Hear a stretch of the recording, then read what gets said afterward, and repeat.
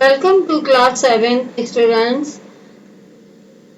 Today I am going to teach you lesson 2nd in history, New King and Kingdoms.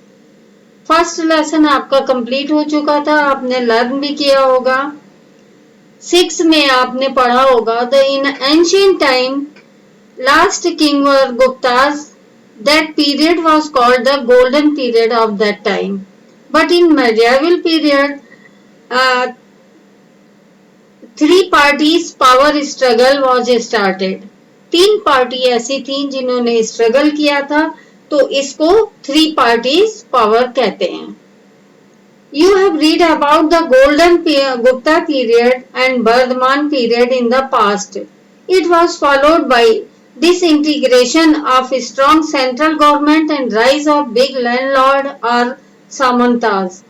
They were expected to bring gift for their king and provided military help whenever the king required. This can be observed in the following incidents. क्या था कि वो लोगों से चाहते थे कि उनके लिए सेना का लेके आए, सेना का भी काम करें, कुछ गिफ्ट भी राजाओं के लिए लेके आए। 3 ऐसी पार्टी थी जो आपस में ही इतना लड़ रही थी कि इसको 3 पार्टी पावर स्ट्रगल कहा गया। अब वो पार्टीज कौन थी? There was long struggle among these new kingdoms such as the Rajputas in Deccan, the Gujara Pratihara in Gujarat and Rajasthan, Palas in Bengal. Continuous fight among them ultimately led for ruin of all these. तीनों आपस में अपने अपने आप को ऊपर करने के लिए झगड़ा कर रही थी। झगड़ा किसके लिए था? कन्नौज के लिए। All these 3 dynasties tried to control Harsh capital city of Kannauj. This city was situated on location of bank of Ganga. It was flourishing center of trade and prosperity. Kannauj में बहुत ज्यादा ट्रेड का चांस था। It was a fertile agriculture land and was capable to pay taxes. Malwa and Gujarat were ideally located near the coast, flourishing possibilities of maritime trade. Besides these, they wanted to get power and prestige. By the 10th century AD, those kingdoms declined. The Rashtrakutas were overthrown by the later Chalukyas. The Palas was Senas and Gujara Pratiharas was the new Pratiharas. They attacked the rich temples. अब इन लोग ने किसी ने अपनी सेना लगाई, किसी ने चालुक्य से कोई हारे, कोई किसी से हारे। मतलब ये आपस में कुछ ना कुछ लड़ाई करते ही रहते थे। मंदिरों पे जो बहुत रिच मंदिर थे उन पे अटैक किया। आपके मंदिरों में बहुत ज्यादा गोल्ड लगा था, उनके लिए भी ये लोग पागल रहते थे। In 9th and 10th century, Rajput or the Rajputras ruled in central and western India. They claimed their distance from the sun and the moon. They called themselves as Suryavanshi and Chandravanshi. They were assumed to be descendant of the tribes like Shakas, Kushnaz and Hans. They were assimilated in the Indian वर्ण system है क्षत्रिय। They were the warriors and conquerors. ये आप अपने आप को क्षत्रिय कहते थे और योद्धा कहते थे पहले जो लड़ाई है वो क्षत्रिय ही लोग करेंगे। The Pratiharans were the first to acquire the Rajput status. अब किसको मिला? आपका प्रतिहारास को, राजपूत बने वो। The 4 important kingdom that arose from the ruins of the older Pratiharas kingdom were Chandelas of Bundelkhand, Chauhans of Delhi, Solankis of Gujarat, and Parmaras in Central Asia. Rajputs were known for their courage and loyalty. The political condition of North India during the early medieval India was not stable.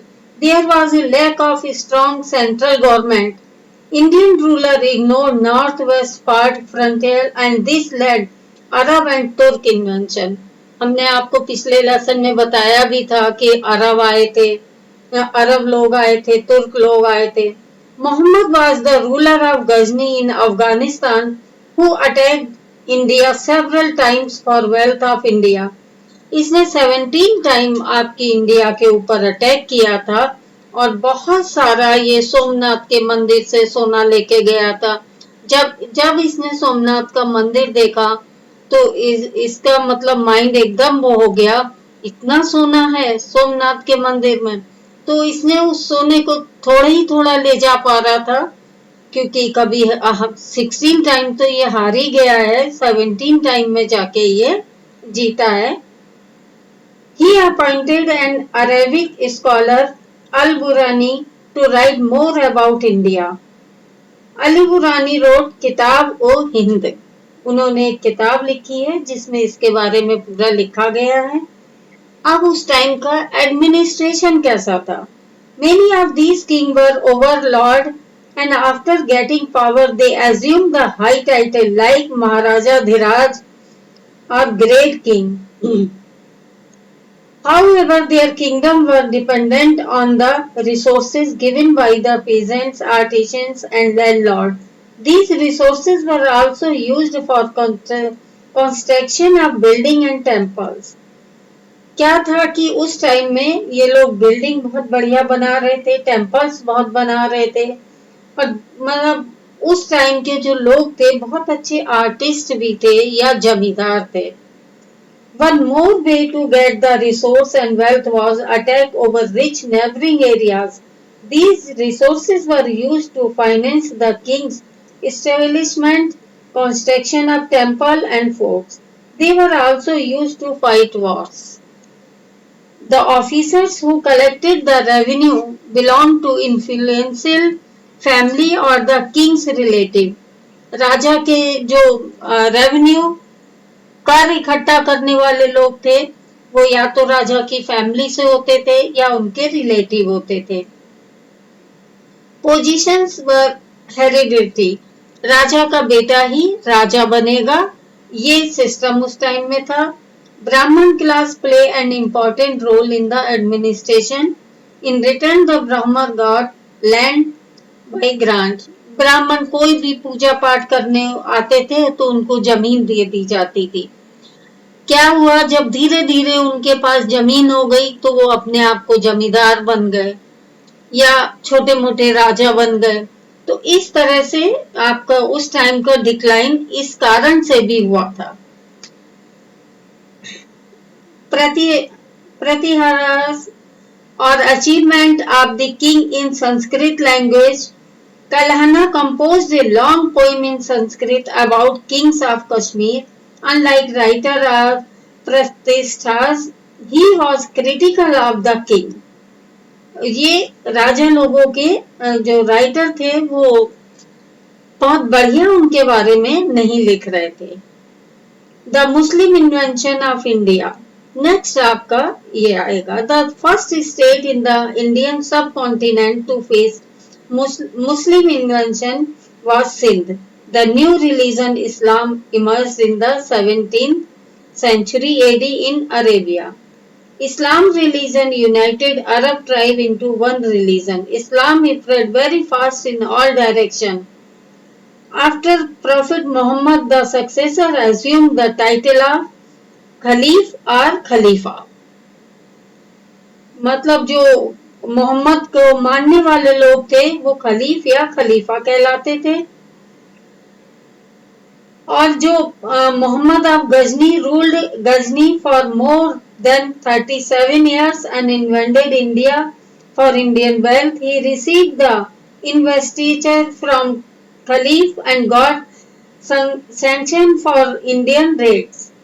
He invaded India almost every year. He attacked the Temple of India and broke the major temple of India. Muhammad Ghori wanted to establish the power of Islam in India. He attacked and captured Sindh and Multan. The battle between Muhammad Ghori and Prithviraj is known as the First Battle of Tarim. ये गौरी के बीच में और आपके पृथ्वीराज जो राजपूत थे, चौहान थे, उनके बीच में लड़ाई हुई है। वो आपकी तरेन जगह पे हुई है, वो फर्स्ट बैटल कहलाई है। Muhammad Ghori was defeated and was badly injured. The next year, Muhammad Ghori attacked again to revenge and defeat Prithviraj Chauhan and captured and killed Prithviraj Chauhan in second battle of Three. South Indian kingdom. अब आपका south India में आपके तीसरे आए हैं जो कि चोलास थे। South Indian kingdom were known for their rich temples. The temples were big and were center of power and craft activities. Raja Raja and Rajendra were the great king of Chola Empire and were great temple builders. They built a temple at Tanjore and Gangapuram. Temples were center of many culture and economic activities. Besides religious activity, अब क्या कहें, इनके temple इतने बड़े थे, उन्हीं temple में इनके यहाँ शादी वादी भी होती थी, कोई फंक्शन भी होता था, कोई मेला या फेयर लगता था, वो भी टेम्पल्स के ग्राउंड में ही लगता था। तो उससे जो इनका इन्हें मनी मिलता था टेम्पल वालों को, वो टेम्पल के डेवलपमेंट के लिए ये लोग यूज करते थे। तो एक इनके लिए टेम्पल बहुत अच्छी जगह थी। सेवरल डांसेस भी वहां पे होते थे। Bronze image of God and goddess were built on large scale near the temple. बहुत बड़ी बड़ी ब्रॉन्ज की भगवान और देवी जी की मूर्तियां वहां बनाई गई। Another achievement of the Chola dynasty was that the king paid attention on agriculture. Chola kingdom उस टाइम के सबसे अच्छे राजा लोग माने गए थे। एक तो इनके टेम्पल से इनको बहुत इनकम थी, दूसरे इन्होंने एग्रीकल्चर पे बहुत ध्यान दिया। They got constructed tank to collect the rain water. Kaveri river water was utilized for crops. अब इनका एडमिनिस्ट्रेशन कैसा था चोलास का? Village where the farmers cultivated land were known as EOR group of village were called nats, and village council played an important role in maintaining justice and collection of taxes. जो भी कुछ होता था, जो collection होता था, वो बहुत न्याय से होता था, किसी का मन नहीं दुखता था। Brahman received land for grant called the Brahmadeya, and assembly or sabha of important Brahman landlords maintain all record properly of the such land grants. Similarly, in the cities, the assemblies looked after local administration, और local administration भी बहुत अच्छे से देखा जाता था। Association of traders were known as Nagrams. For further specific work, special committees were formed such as irrigation, gardening, temples. तो इस तरह से चोला किंगडम बहुत रिच किंगडम उस टाइम का माना गया है। अब आप लोग इस लेसन को पढ़ेंगे। हमने लेसन आपको भेज भी दिया था और इसका बुक वर्क हम आपको भेज देंगे। जो आपको लेसन भेजा है, क्वेश्चन के आंसर हमने उसी में लगाए हुए हैं ताकि आपको अलग से लिखने में दिक्कत ना आए। तो बहुत ध्यान से आप लेसन को देखेंगे, सारे आंसर उसमें हमने लगाए हुए हैं। Thank you.